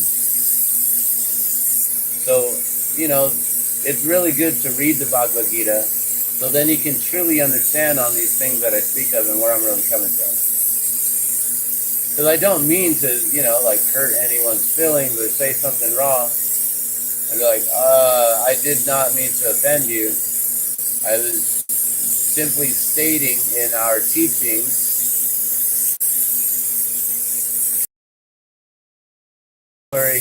just stay with your own teachings, and we'll see.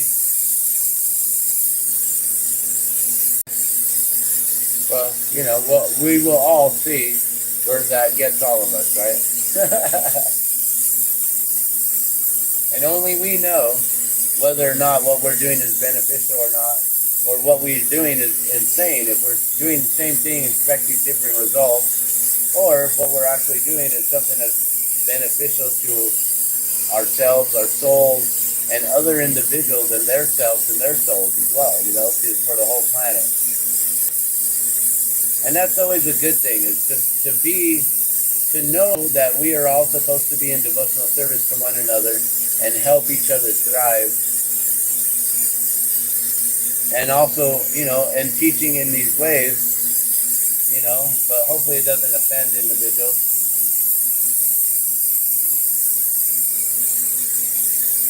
But yeah, I feel that we are all connected in a vibrational way, energy, vibration, frequency, and water being a memory keeper, it keeps or holds the memory of those vibrations, energies, and frequencies.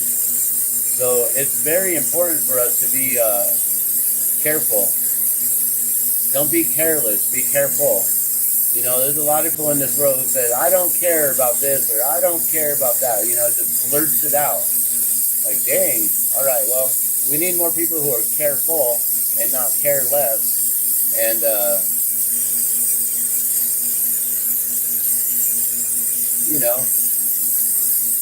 just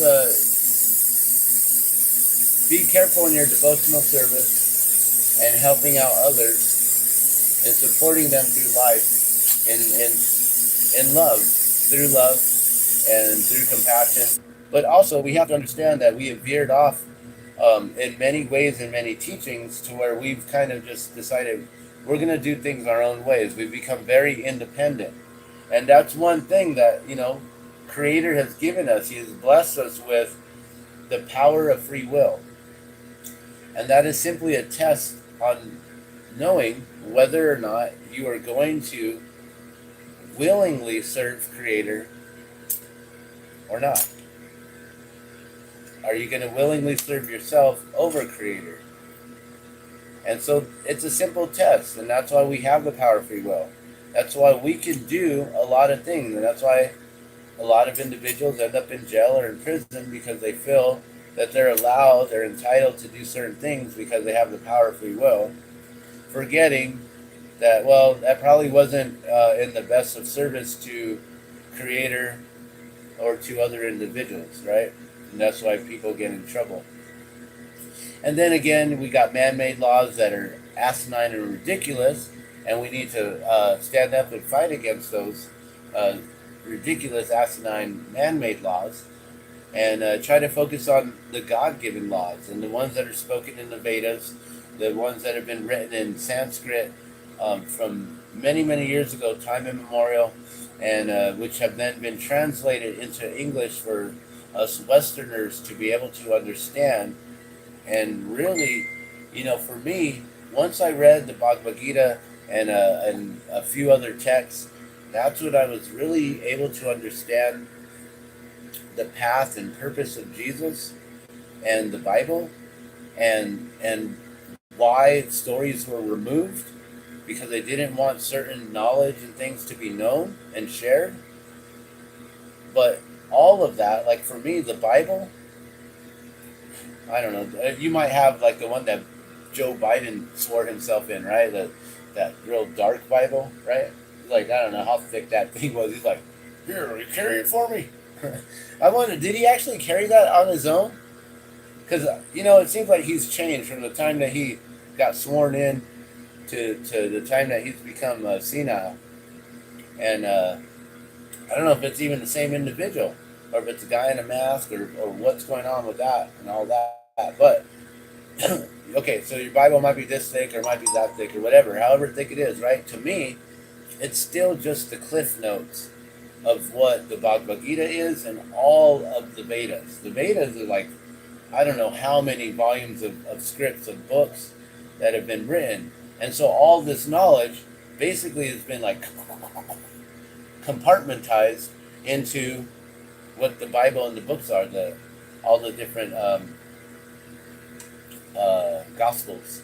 And so, understanding the Vedas then helps you understand of what's missing, and it really helps you to then relate and understand that yes, Jesus did exist. He was a true individual who was here on this planet, who was sharing knowledge, sharing sacred knowledge, and passing on a lot of this information. Yeah, and Biden was probably showing a lot of signs before, but I'm wondering, do you remember in his ceremony of being sworn in, did he actually carry that machine?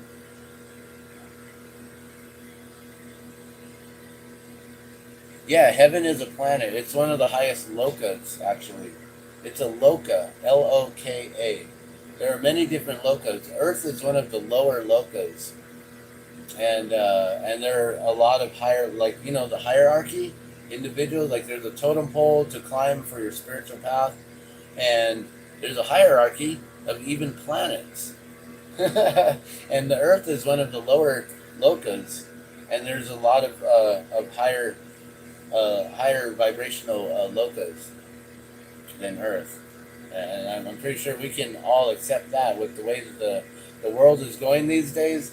I think we can all agree on that, right? And this is definitely one of the lower vibrational lokas or planets. It is why in the Bible it said that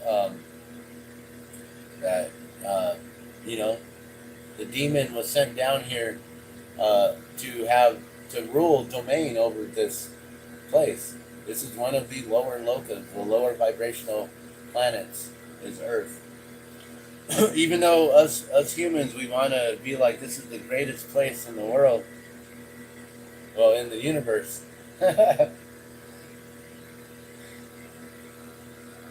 But yeah, I don't know. When you have time, and I'm still trying to read all this information. Oh, you're gonna have to disagree on it. Planet Heaven is bad. Well, yeah. We can disagree on it for sure, because I understand that this planet is just material. It has nothing to do with the eternal spirit soul and where we come from.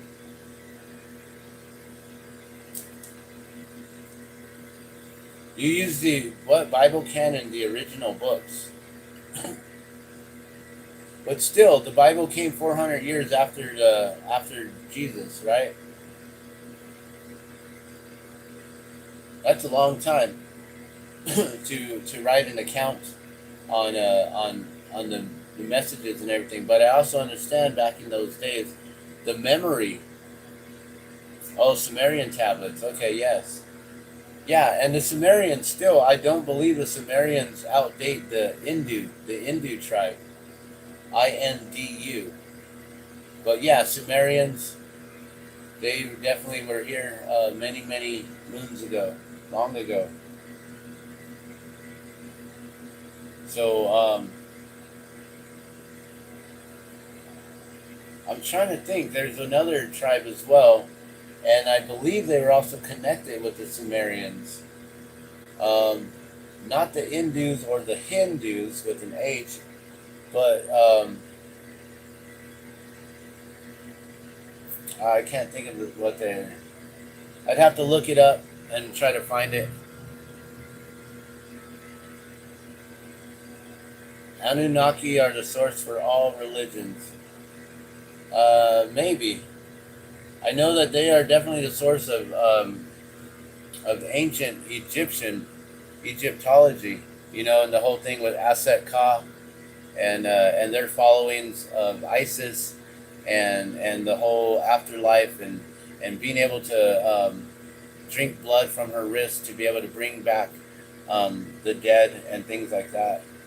You know, that's a lot of different stuff, and it brought forth Aset Ka, which is actually a dark magic, and so I am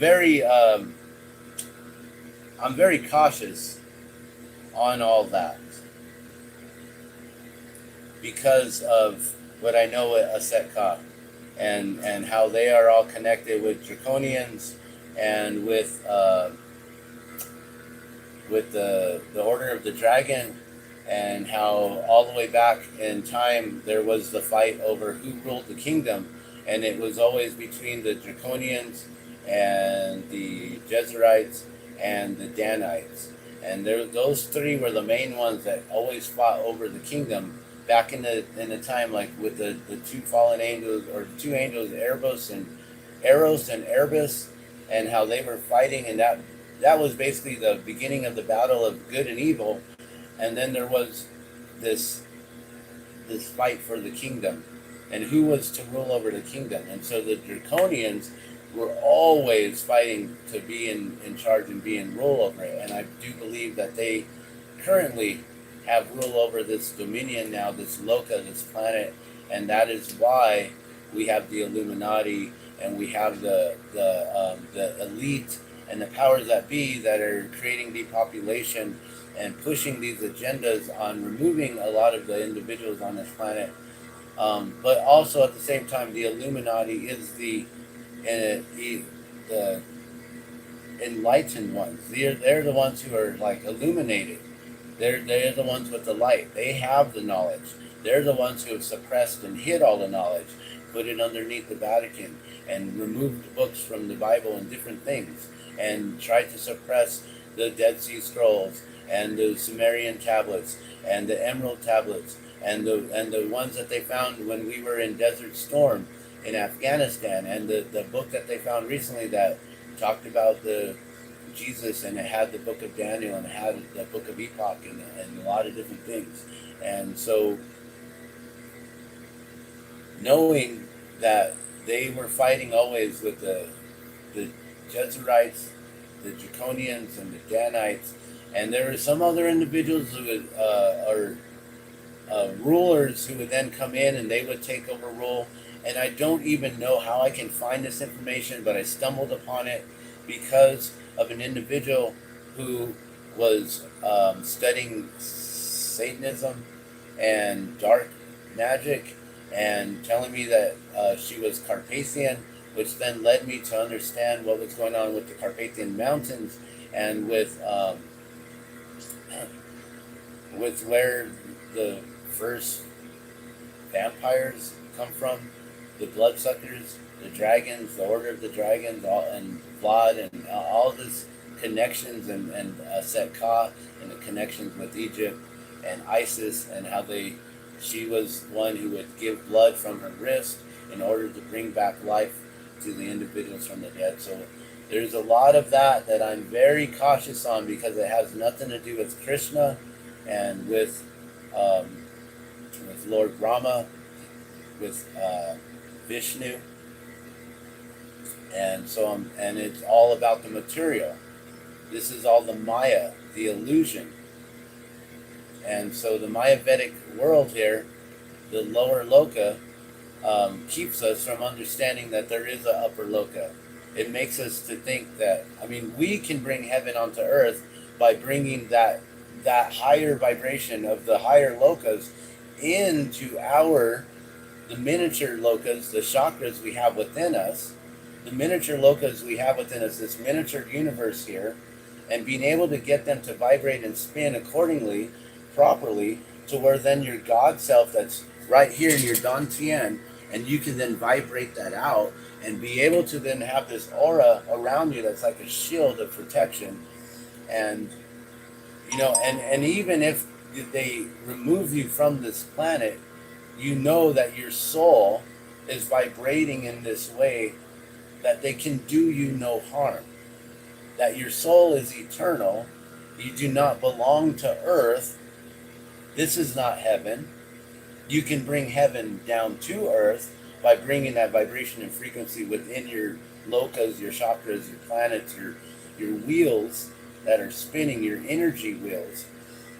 But this here, I cannot say this is hell.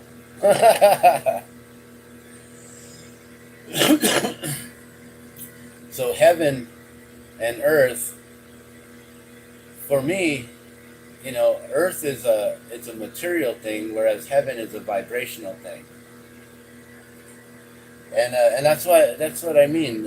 Like, unless you read the Bhagavad Gita and you read anything in the Vedas, if you only just go to like the Dead Sea Scrolls, the Emerald Tablets, to those writings that are still come after the Vedas, I'm trying to tell you that the Vedas, it precedes all. It is the spoken word of God, of Creator, that was put into Sanskrit. It was spoken, it was sung, like chanted vibrations, and then after time put into Sanskrit, and now it's been translated so we Westerners can understand it. But too many people simply just only go to the Bible and stop there, which I call the Cliff Notes to the Vedas. So, there's only a limited amount of information that comes in the Cliff Notes when you've got the whole novel sitting right there, or novels, that this one little Cliff Note book got compiled from. You got novels to read of information that tells you specifically how long we've been here on this planet, when creation was formed, how it was formed, which different entities created certain things, and all, it's all written, it's all there. But until you read it, then we're never going to be able to, it's just your opinion against my opinion, or your knowledge against my knowledge, but my knowledge is going way far back. And so I just ask you to come back that far back with me. Just come back with me. Like, yo, check this out. I got a secret library back here. You want to check it out? Come on, let's go. Woo! Let's do this. We don't have to just stay over here in this public library. We don't have to just only go to the public library. I got a special library. Like, seriously, I've got books in the other room, just over here. Like, I'm serious. I'm saying physically, like, come on over. You want to learn? I got some of the Vedas here. You want to learn? I got it right here. It's accessible. But I'm not going to read it to you. You have to read it yourself so you can take it in, because it's your soul that you then have to vibrate with those vibrations that are put onto the paper. That's all it is, vibrations. Words are spellings, spells, vibrations, it's magic. It is all magic. and it's all real, including this here. What I've been making all day. This is magic right here. This is beautiful magic right here. Bam, there you go. Water's life. Every drop counts. So I'm about halfway done with what I was hoping to do 37. I've only got 18 so far. I don't know if I have the time to make another 18 plus one, another 19. So I'm probably going to let y'all go now. We're going to get some breakfast going, if it's not already going already. And then we're going to go to the powwow today, and I'm going to gift out some more water drops to water protectors to honor them for protecting water. Because why? Water is life. Every drop counts. This is the original sign right here from the Gathering of Nations. Drop of water, mini Nizhoni. This is the actual sign that I was carrying there on the floor. Gathering of Nations 2017. That's where it all began, right there. So, and yeah, it's cool. We can completely disagree, Coffee. It's all good. But I've read the Bible. I've read a lot of the book of Epoch, the book of Daniel, and the missing stories there. Some of the Dead Sea Scrolls, those scripts that they have no idea who even, like the Verusian manuscript or whatever it is, and it's got like all the different plants and all those stuff, you know. One thing that I do know on a personal note, being connected with the Cosmic Family, Cosmic Trading Post, and having individuals within our circle that are like, skull keepers. You've heard of the 13 skulls, the crystal skulls, right? Well, there's an individual within our circle that is a skull keeper, and he holds the professor. He has one of those skulls, and we have another individual within our circle who's been down in Mexico. And if you look up the Owelos Jaliscos, and that's Ojelos, so Owelos, Owelos, Elos, Jalisco. So Owelos Jalisco, ancient artifacts. Jalisco is Jari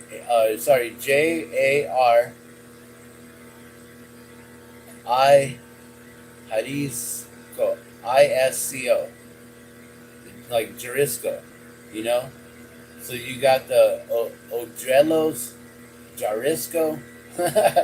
It's called Owelos Jalisco, ancient artifacts down in Mexico. Look those up. We have an individual, a friend in our circle, who was part of the excavators that found these ancient artifacts. So I do know that there is the connection there with the star people and the Mayans and the Mayan artifacts that are actually ancient alien artifacts, and they're coming up from Owelos Jaliscos.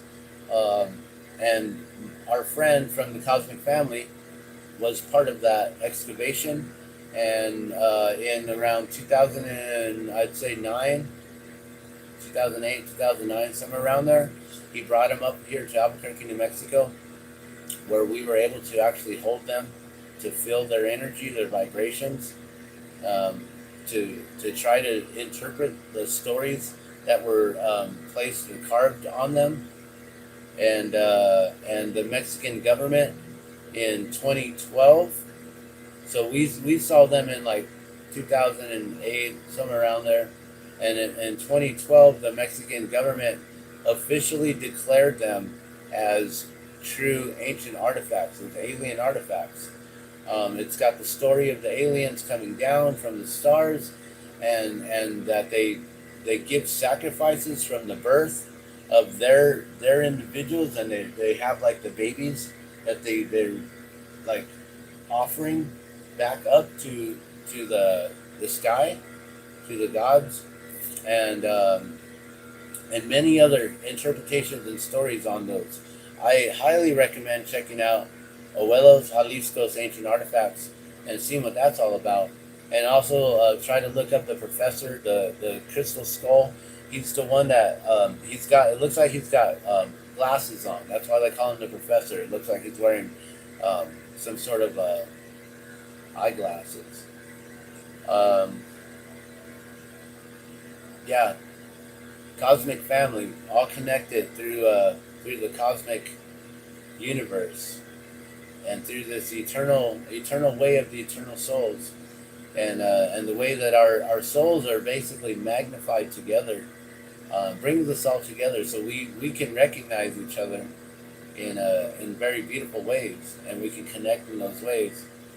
Um, so yeah, I don't know if you are cosmic family, part of cosmic family or not, but I know there are many individuals that are around the world that we still don't know that are part of our circle, and there's many of our circle that has dispersed around the world and are finding other individuals. I know this. I know we're doing works. Aside from the things that you guys see, there's still a lot of things that are going on, and the whole connections with the frequencies, the energies, the vibrations, the grids, the portals, making sure that the people, the meek, shall inherit the earth, and just knowing that, and having full faith in knowing that we can't succumb to the man's laws, that we gotta always have faith in God and Creator, and yeah, and also just tapping into as much knowledge, sacred knowledge, as you possibly can, and tapping into the elders and their knowledge when you can, to learn as much as you can before they go. But also just know that all the information that was once there from the elders from time immemorial is still there in the Vedas. So I highly recommend the Vedas. That's about it. And then and continue doing what you do. But just bring in that energy as well, or that understanding as well, because it's good to expand your knowledge and your mind to be able to gain that wisdom of knowing that there are other ways, or many different ways, that's all the same way. It's all the same. It's just different ideas, I guess, or different teachings, you know. And then there's the whole, whose teaching is better, or whose teaching is real, or it's like, yeah, I don't want to compete with all that. That's what religions are for.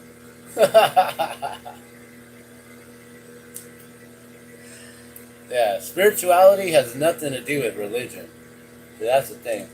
That's the one thing I'm gonna just say as a disclaimer. I'm not a religious person, except for I eat tacos every Tuesday religiously. Religion is just a habit. It's a a ritual de lo habitual. It's a daily habit that you do. It's a religion. It's what you believe in. So my religion is tacos every Tuesday. But on the spiritual path, there's a lot more that's going on with the frequency, the energy, and the vibration, and how I try to carry myself and try not to allow this Mayavetic illusion or this Mayavetic vibrations to knock me off from where I'm at. But there's so many people who know how to just burst your bubble, your vibrational bubble, and with their crazy chaotic vibrations, they just come in. They're like the elephant in the room, and just bam! It's like, I was trying to meditate here, but apparently whatever's on your mind is more important. Right? So yeah, spirituality has nothing to do with religion. Religion is just a habit, rituals and habituals, and that's all it is. So it's like this here. I'm making these water drops religiously in order to gift them out. That's my religion. The drop of water. Water is life. That's now my religion. Water is life, and every drop counts. Would you like to join my new religion? We already have many followers. All right. I'm going to let y'all go. I'm going to go eat. Love and blessings. We'll see you soon. It's good that we can actually have conversations and agree to disagree. I love that. Let's keep doing this. Let's have conversations and continue to share. All right, we'll see you. Water's life. Every drop counts. Thanks for tuning in and watching.